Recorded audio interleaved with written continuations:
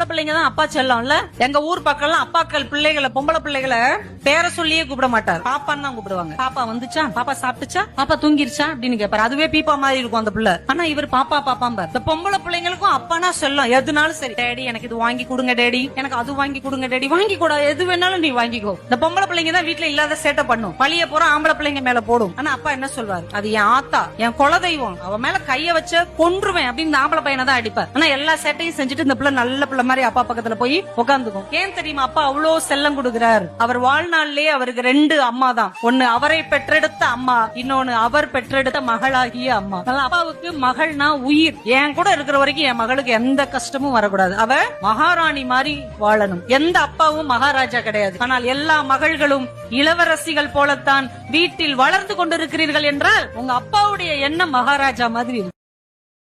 Download ShareChat.